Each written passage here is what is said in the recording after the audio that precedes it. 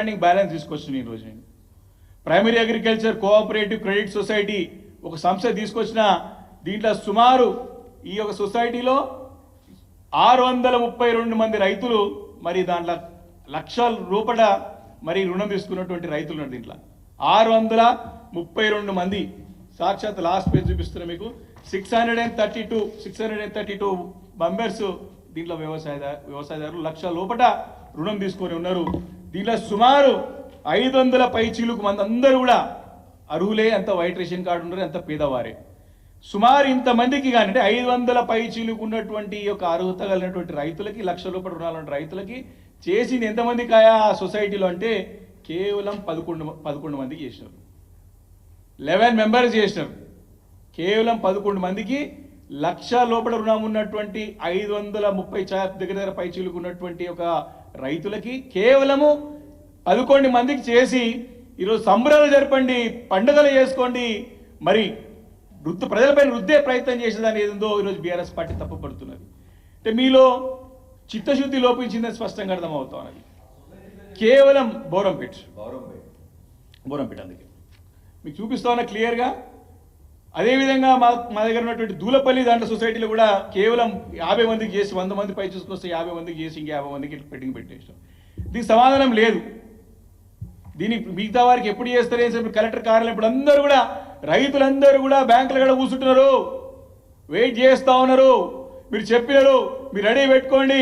డబ్బులు జమ అవుతున్నాయి మీ అకౌంట్లోకి నేరుగా వస్తాయని చెప్తే అందరూ అకౌంట్లో కూడా కూర్చున్నారు పైసలు వస్తే ఏమో ఇక్కడన్నా వాడుకోవచ్చు ఎవరికైనా ఆశ ఉంటుంది కదా ఎవరికైనా డబ్బులు అవసరమే కదా మీరు ఆశ చూపెట్టారు కదా మీరు డైరెక్ట్గా మీ అకౌంట్లోకి వస్తే ఏం చెప్పేసి పదే ముఖ్యమంత్రి గారు ఉప ముఖ్యమంత్రి గారు వారి మంత్రులు ప్రకటన చేశారే ఈరోజు ఎక్కడ పోయినారు ఎప్పటివరకు వేస్తారు మరి సమానం రైతులకు చెప్పాలని చెప్పేసి ఈరోజు బీఆర్ఎస్ పార్టీ డిమాండ్ చేస్తూ ఉన్నది అంతేకాదు మీరు 9వ తారీఖున చేయాల్సినటువంటి యొక్క రుణమాఫీ ఈ 7-8 నెలల సంబంధించినటువంటి ఇంట్రెస్ట్ కూడా మీరు దాంట్లో జతపరచాలా గతంలో 2018 మీరు మీ ఎలక్షన్ మేనిఫెస్టోలో 2018కి బిఫోర్ వాళ్ళకి ఇవ్వమని ఎప్పుడు చెప్పలేదు వారు కూడా ఇవ్వాలి కాబట్టి ఇమీడియట్గా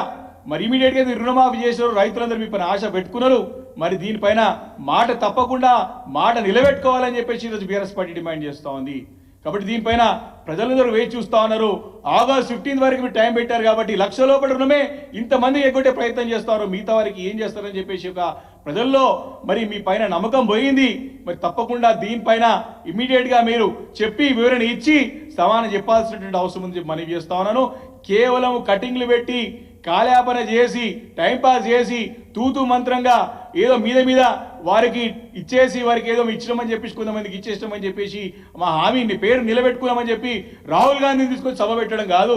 చిత్తశుద్ధి ఉండాలా ప్రజలకి మీరు నిజంగా చేస్తున్నా లేదా మీకు మీరు ప్రశ్నించుకోవాలా మీరు మీ ఆత్మ పరిశీలన చేసుకోవాలా కేవలం రాజకీయాలకి కాదు ఎన్నికలు లేవు అయిపోయినాయి మీరు ముఖ్యమంత్రి అయ్యారు మీరు ప్రభుత్వంలోకి వచ్చారు అధికారులు ఉన్నారు మీరు ఏం చేస్తున్నారో దాన్ని చిత్తశుద్ధితో చేయండి అని చెప్పేసి ఈరోజు ప్రజలు కోరుతా ఉన్నారు బీఆర్ఎస్ పార్టీ డిమాండ్ కోరుతా ఉంది కాబట్టి దీనిపైన మాట నిలబెట్టుకోవాలని చెప్పేసి బీఆర్ఎస్ పార్టీ డిమాండ్ చేస్తూ ఉన్నది మేమేదో తొందరలో లేము మీరు కేవలం ఇంకా కూడా ముఖ్యమంత్రి పదవులు కూడా ఇంకా మా ప్రభుత్వం పైన ఇంకా మా ముఖ్యమంత్రి పైన ఏడుపు బంద్ చేయండి